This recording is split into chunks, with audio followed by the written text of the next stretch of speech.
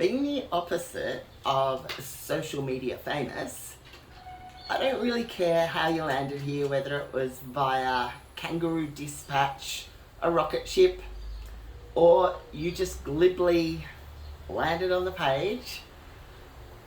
You must be interested in becoming a better lifter, which was my topic for today. When I say topic, I'm not trying to educate, I'm not trying to inspire, I'm not trying to motivate, and if that is a byproduct of listening to me, then that's fabulous. I'm here to share my stories. I'm an athlete, and as an athlete in the weightlifting world, and have been for 37 years, I have a lot of stories that I can share, and I want to share for a variety of reasons. If you get something out of my shares, something in particular resonates, and you go, I like that, I could use that, that's great. That's awesome. You know, sometimes I might recount things and they're not applicable to your lifting life. Probably many times they will be. And before I get into today and the cataplectic, that's a new word. I just made that up then.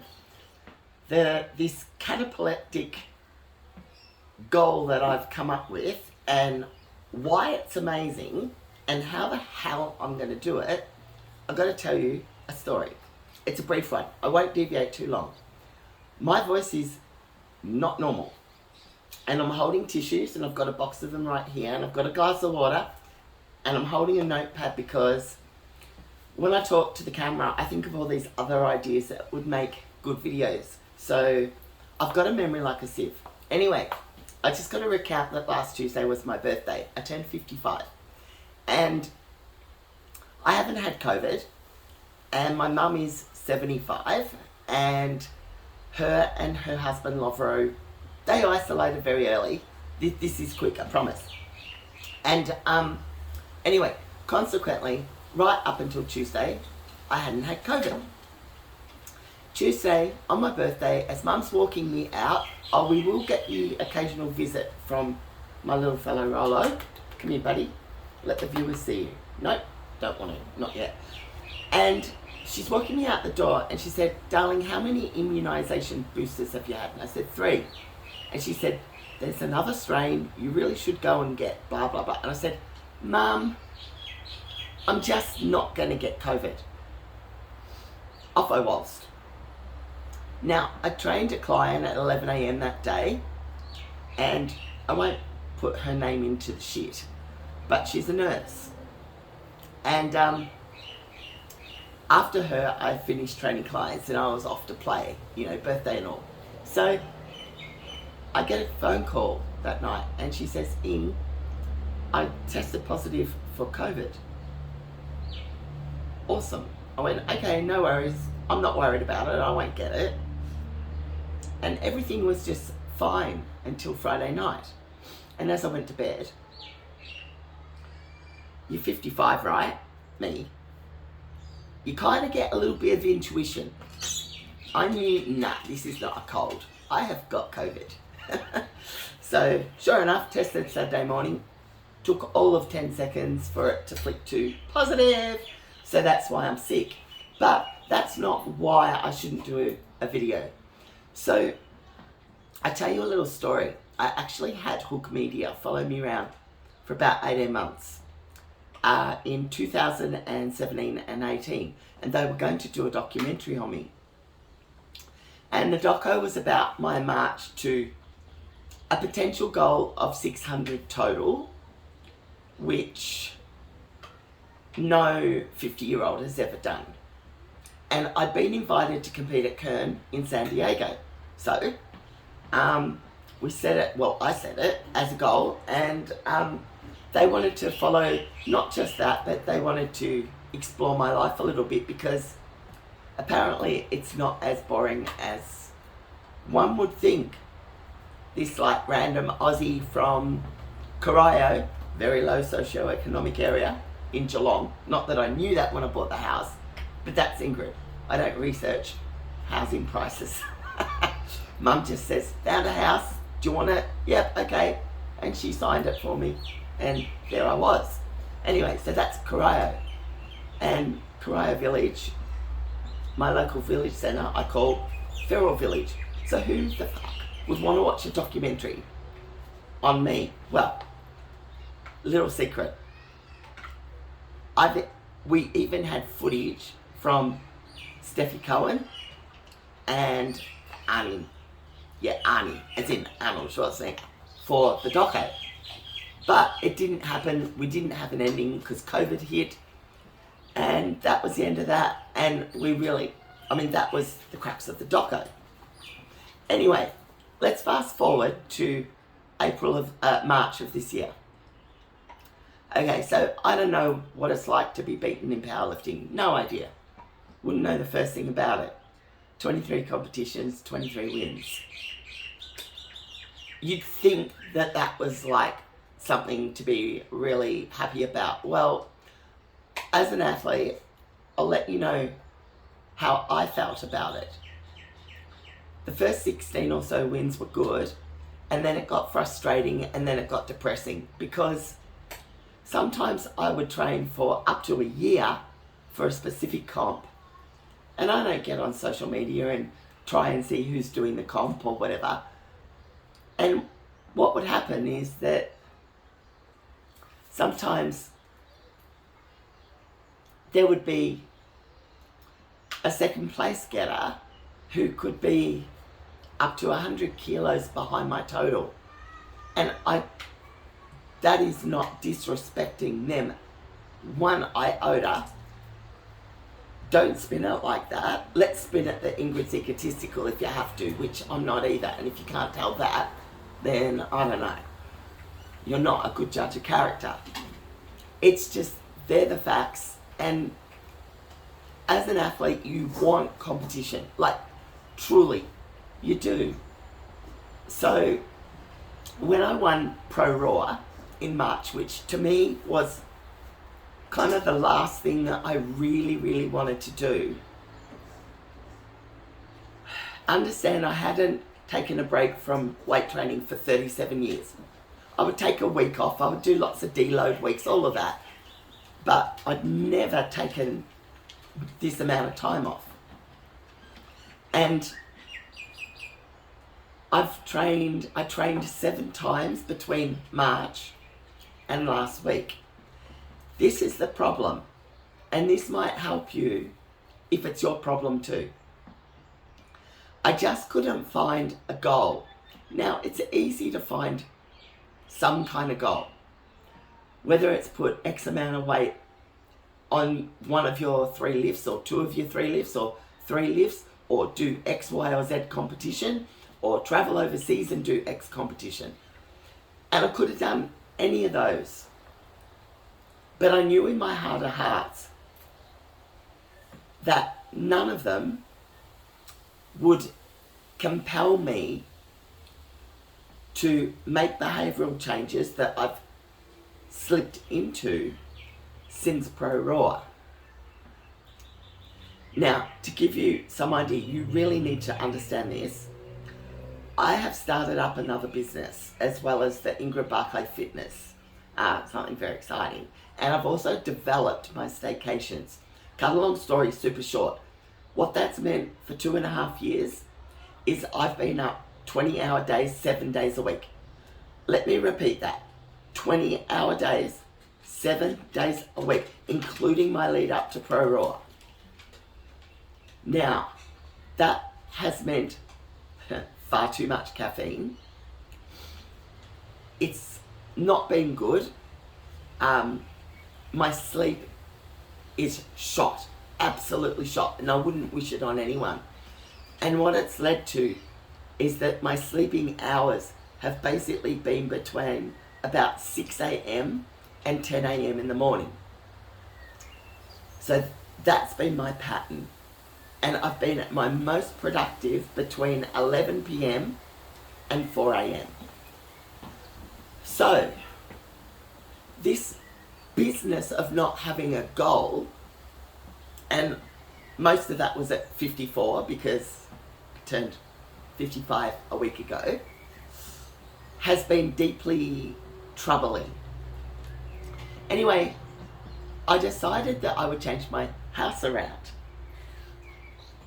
And I swapped 4 rooms to 4 other rooms.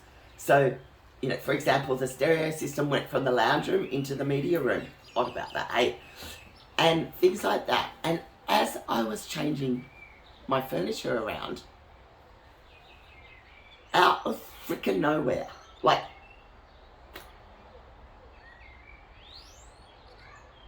it was like a hippopotamus falling from the sky.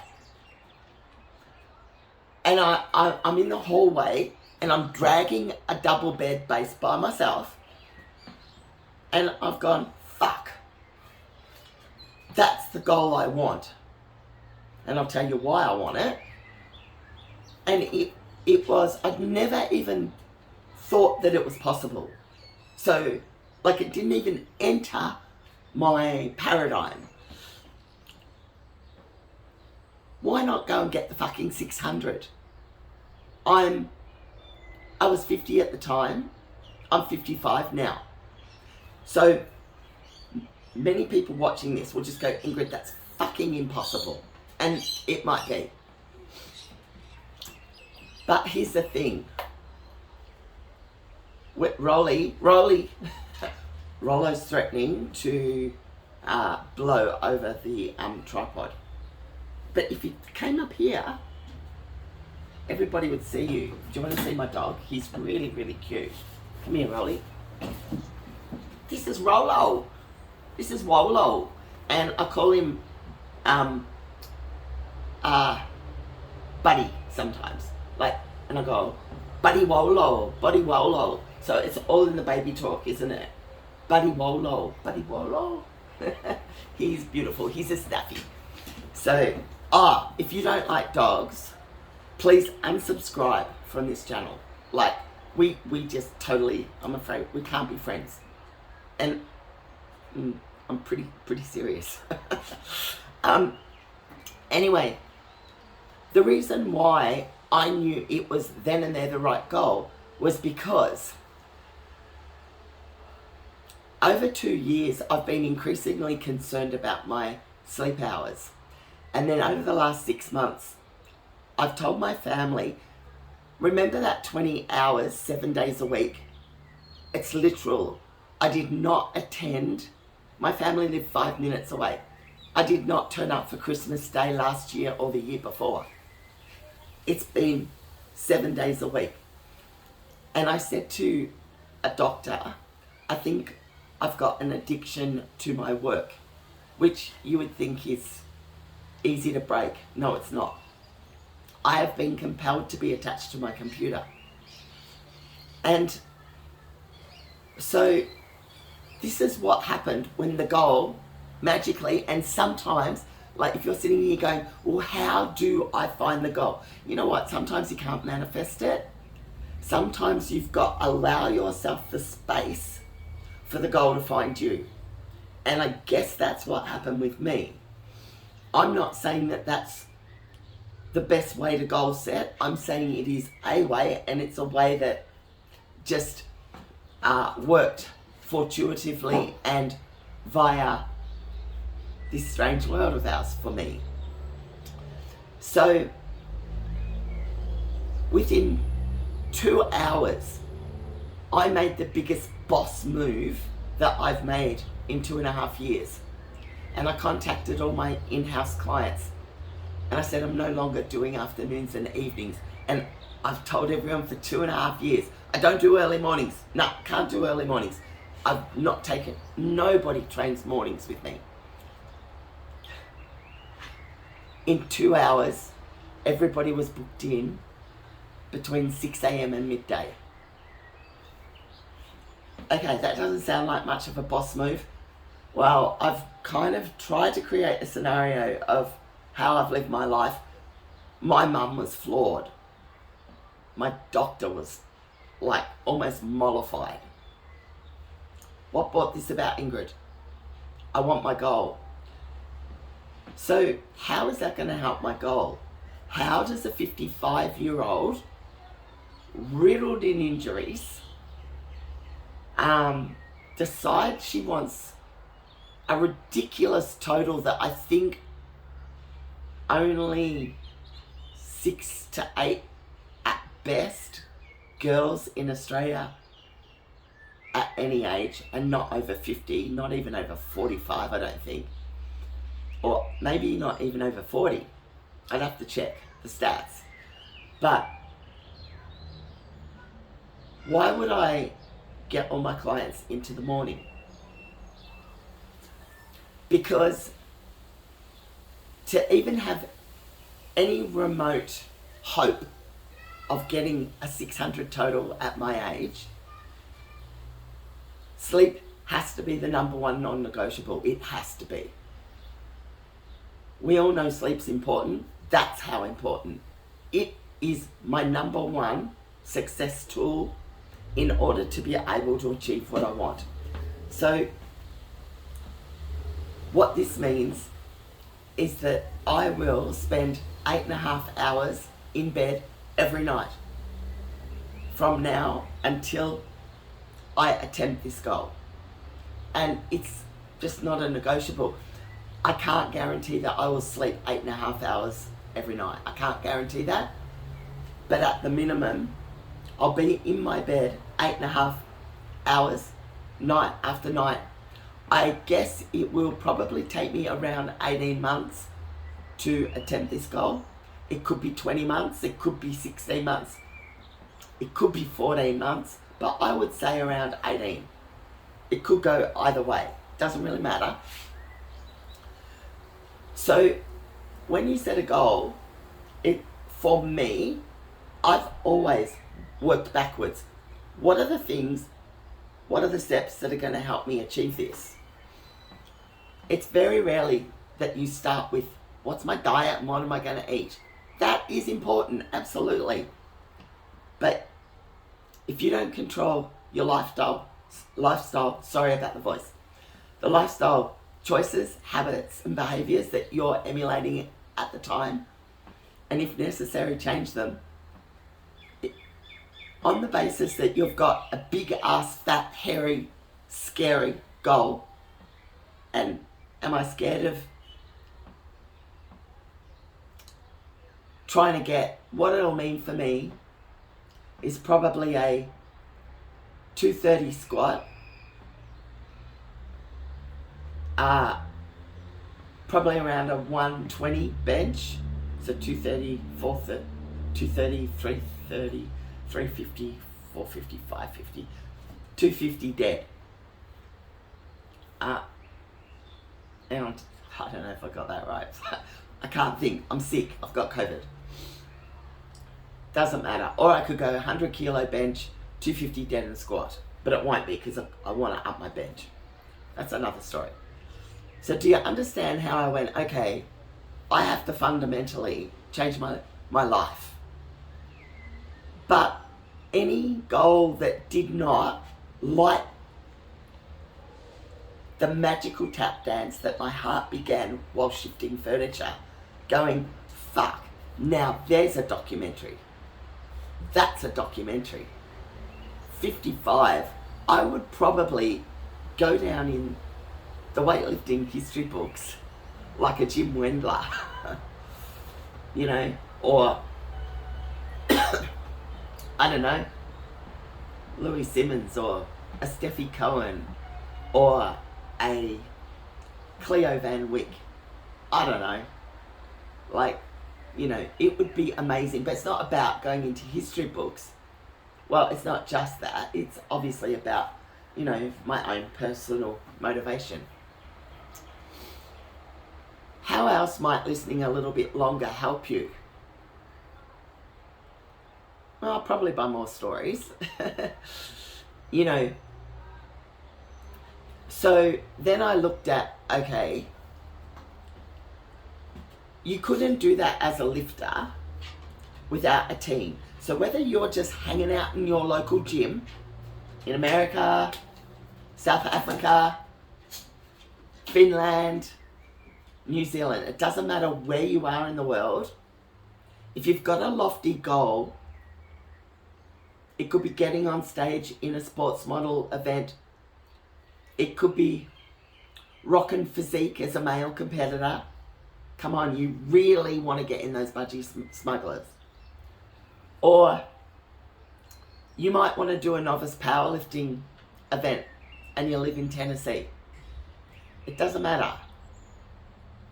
You've got to have a goal that drives you, and then you've got to look at who's in your corner, because goals aren't achieved in isolation, and I know that you know that, but I'm sharing the next step that I did. So the next step that I did is, okay, what's my second biggest problem behind lack of sleep? Which I've changed, and that'll happen, because it just will, because I've flicked a switch. And I can help you switch your flick your switch too, if need be. Is, what's my second problem? My bench press. Okay, I've had a torn pec 3 times, big deal. The problem that I see is my potential for injury under such enormous loads at, an age, because I'm sorry, but when you turn 45, pre-45, Ing did not know an allied health professional. What's a physio? 45. Physio's my best friend. I hang out with my physio all the fucking time. Jesus Christ. So, actually, I would show you the text message, except that it's on the phone that is videoing me, so I can't. But I sent a message to George. He's my myotherapist. And I said, George, I've got a roughly 18-month plan. I need to see you once a week for 12 months. Then I need to see you twice a week for the last 6 months. That's a $17,500 decision. Are you my wingman? To which he responded, fuck yeah. I don't know if that was the salesperson in him, or the buddy, or both. But I know that I need him in my corner. My mum's a given. Mums are a given. I presume you have a mum. If she's not with you anymore, my dad isn't with me, you know your mum's gunning for you. You know that. 100%. My mum, I'm lucky enough to still have alive. By the way, if you start watching my videos, I get my superhero mentality for lifting weights from my mother. She's 75. I've told you that 3 times. She cycles about 600 kilometres a week. She's up. I live in Victoria, Geelong. She's gone to an alpine area about 400 odd kilometres away. And today she was cycling, I think, Mount Buffalo. Yesterday, Mount Hotham. Tomorrow, Mount Sterling. I don't know. She's crazy. So I know where the mentality comes from. If you do not have such a member in your family, but you've got it, don't worry about it, all right? Great. You've got like a powerhouse mentality. Awesome. If you don't, I can help teach you how to embrace the suck, and how when the other toughies get going, they leave you behind. I can help you stop that too. All right? Don't get left behind. We can do shit. Serious shit when we're over 45. So, Buddy Wolo wants to be in the video for another second. So, well, hello everybody. I'm a very important dog, and I have a news flash. I'm going to be the 600 total mascot. So you will see me training with Ona many times in the next 12 months. I'm her biggest supporter, and I love her. And I feel really weird right about now, so I'll go. All right. Third problem, I've got a shit house bench press. So then I look at my coach. Great coach, fabulous coach. Been with him for 5 years. I'm still learning a lot of things about squats and deads technically with him. And he knows me very well, which is helpful when you suffer anxiety and depression at clinical levels. And if you know me, you'll know about my 2-year stint in bed at the age of 36. 2 years. Didn't see sunlight more than 4 times in 2 years. 4 times in 2 years I went outside. It was crap. So anxiety and depression seemed to be like my friend. Why the fuck they had to choose me as their friend? I don't know. But I've taken them under my wing, and you know what? I live with them. So the problem is that the bench press has not improved one iota. I'm talking literally in 5 years, I have not added a single kilo. And anyone will attest, including coach, that I train with a tenacity of a 10 out of 10 every time. Even if it's like in a deload, I will do what is asked of me. No more, no less. But I put the work in and I put the effort in. And I rest when I'm told to. I've learnt that the hard way. I don't like it, but I do it. In fact, actually, I do like it. That would be wrong. That was actually something I think I was supposed to say. I do like it because I know it's actually doing me really good. So I don't stress about time out of the gym. So this has led me to go, you know what? Maybe an online coach for bench press is not working for me. So I'm going to drive a 3-hour round trip once a fortnight, and I've hired a new coach to look and assess my bench. And I've hired Mr. Bench. Now, for those of you that don't know much about powerlifting, Mr. Bench is Ange Galati, and he's pretty famous in the powerlifting world. Like, I don't know, only about like 1 billion world records and Australian records and state records. Like, I'm not talking 5, 10, 20, 50. I'm talking just stupid amounts. I'm sure he has no clue himself. He just would have lost count. So, can you see from this how you've kind of got to look at like what your problems are, and then you've got to go in, preempt them, and try to prevent them from becoming an actual problem in your preparation. So within like about say 4 hours of my decision, let's make this fucking documentary and let's attempt this 600. I was troubleshooting my own issues. And you can do that too. Whatever your issues are. Like, you can sit there and go, but Ing, you don't know the, and Ing, I've got this, and it doesn't matter. It actually doesn't matter. As long as you've chosen a goal that is possible, that you believe deep down in your heart you are capable of, then that will drive you to be willing to do the things that are required to get you that goal. So that goal must shift from pie in the sky to this is necessary. And you know what? I just decided, maybe if I don't try to achieve that goal, I'll feel some kind of sense of regret, maybe. And that is why it is necessary. And it has. It's become a necessity now. Here's the other thing about, like, goal setting. In a brief second, I kind of contemplated, okay, what happens if I don't get the goal? I have this really weird habit of taking elastic around my bun out and then putting it back in. And I've got the need to do it. It makes no sense.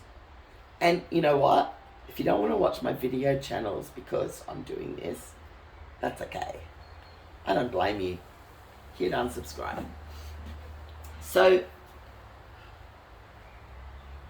where was I? I do this all the time. Even when I public speak, I lose my train of thought.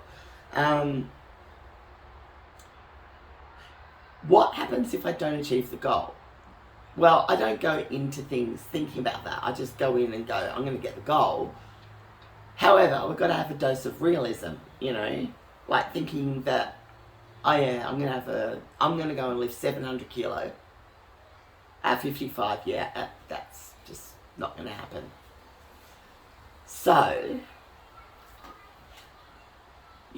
I'm asking you, what's going to happen to Ingrid, whose current best is a 5:30, if I don't get the goal? What happens if I get 5:50? The best total I've ever done. What happens if I get 5:70? That's fucking amazing. And if I get 5:76, I'll be the strongest woman ever in the world over the age of 50. A 51-year-old managed 575. I beat that. And what if I get 599? I will brew that 1 kilo for the rest of my life. No, I won't. Because as lifters, we don't do that shit. You let shit go. But can you see where I'm going with that? It's like, well, what if you don't get the goal? What's your worst case scenario? And are you happy with that? Can you make good with that? Fuck yeah, I can make good with that. Like, and it'll be really good to try. And you never know, it could be the first documentary where some pretty amazing athlete goes to try something that's super amazing and she doesn't get it. Hey, that's life. That's life, you know? I think that the journey there that's already started would be amazing. Now, the other irony is, so as a consequence of setting that goal, last week I trained 4 very light, like I'm talking very light, and very cruisy sessions because, remember, I haven't trained for, 6 months, save for 7 or 8 very average, very light training sessions. So, my deadlifts were at, 100 kilo. My squats, I can barely hold it on the bar. I've got an ACL joint apparently. Tear, which I'm getting an MRI for tonight. So, I did about 75 kilos. And the bench press, listen to this, 30 kilos. Again, because of all of this. But it doesn't matter why. It doesn't matter. It's it was light. But I'm back in the groove, and it felt really good. And I said to one of my staff members, Simone, I just said, she goes, how are you? And I said, I'm on. She's like, and I'm like, oh, I'm just on. I've got a goal and it came out of nowhere and I want it. So how do you become an absolute gun at lifting? Well, I don't know how you can get there, but I can share what has led me down the path of, winning the bodybuilding titles that I won and the powerlifting comps that I've won. Currently holding 6 world records in 2 different weight classes, both in open and masters. I can share with you a lot of the things that impact a lifter, such as not being able to handle pressure, not identifying as a real athlete, improving your athletic identity, embracing the hard shit and getting really good with it. Facing fears, which is something else I want to talk about before we go. Facing fears. I hope I don't forget that. How to leave the comfort zone behind you. Because it's all of those things. It's not your training methodologies. It's not the number of reps you do on which exercise. It's not the load. It's not the volume. It's not the frequency. It's not the it's not. I mean, they all play a very small part, of course, or even a big part. But it's not all that. It's the mental stuff that is going to create you as somebody in your home gym, your recreational gym, your commercial gym, in a lifting sport where, who knows, you might not be the most popular person. Hopefully you're not unlikable. If you're unlikable, you can unsubscribe. Because I want to like people that I'm talking to. Like, I don't want 1 million people that are mean. So, we're not a good fit. But I can share with you how I got a pretty amazing mindset. You know, my doctor said to me, my sports doctor, you know, because he's dealing with me and MRIs and all of that. He said, you must really, really love this sport. It's like, yeah, I do. And I'd like to be in a position. The only reason I would ever want social media popularity is because I know that my stories and my experiences could really help to shape a lot of potential lifters and expedite the experience of getting strong or powerful or in a position to compete exponentially by avoiding all the mistakes that I've made. Because a great coach will prevent the majority of the problems that stop someone from becoming a Jedi gun lifter. Whether you're male or female, doesn't matter. I mean, 20-somethings and 30-somethings can learn from this as well. My audience is probably going to be those that are over 45 because probably of the injuries, and that's fine. I was going to talk about facing fears. And I was just going to say, you know, I was a guest on a podcast a few months ago, and we had agreed, I was a guest, not to have a script, just see where the conversation went. And I really love that. I like something that's organic. I don't like contrived. I contrive my pop plant and the picture behind, bit of calm, but nothing else is contrived. Like, this was me when I got up. Just, this is how I normally dress and wear my makeup and all of that. And I've done it again. I've lost my train of thought.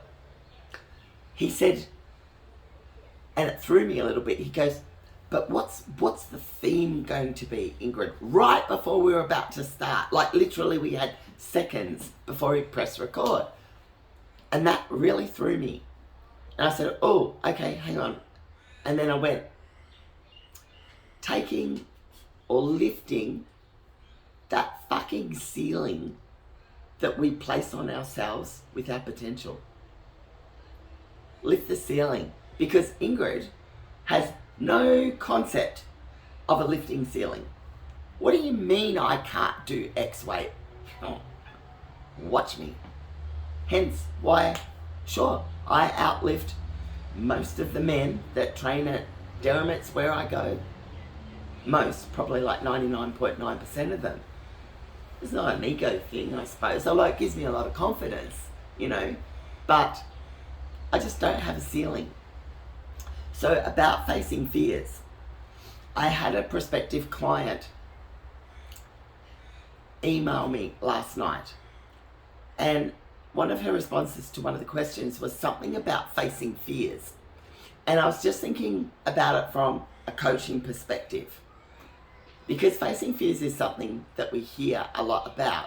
Now, Ingrid, the former personal trainer, would have thought, well, that will come in some kind of spiel, maybe 1,000,000 times, to said client about toughen up, like you just got to face them head on, like you can't be scared. Well, that is useless information. And, we get all these memes like, do something every day that makes you scared. Yeah, well, you know what? Crossing a road, a busy road, without looking left or right, doesn't really thrill me. Like, meh, that's stupid advice. Can you see that?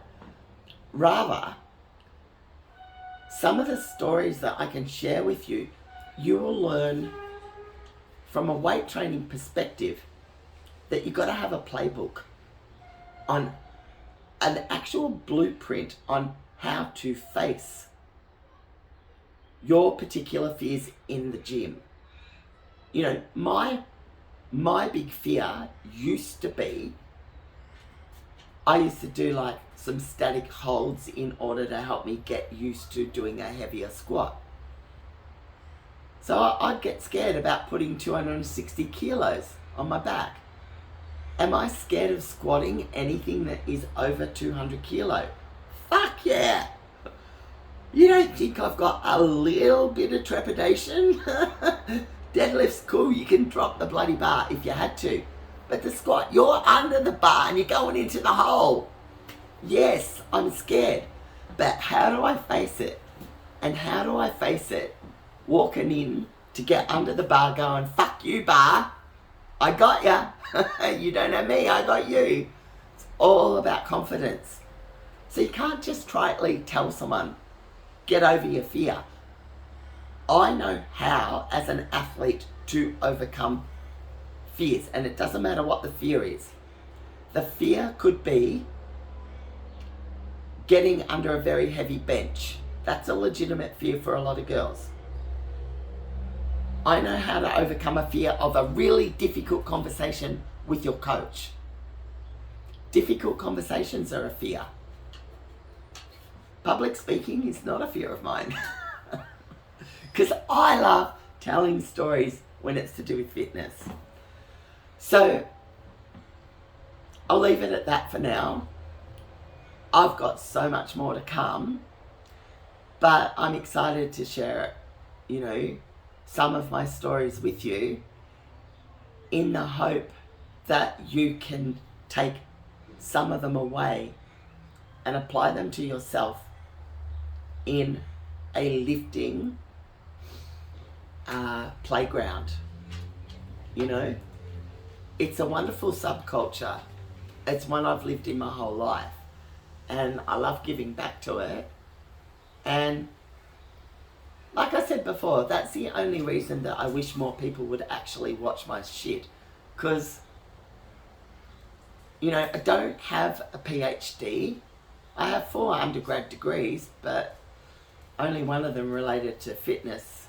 That's health and human movement.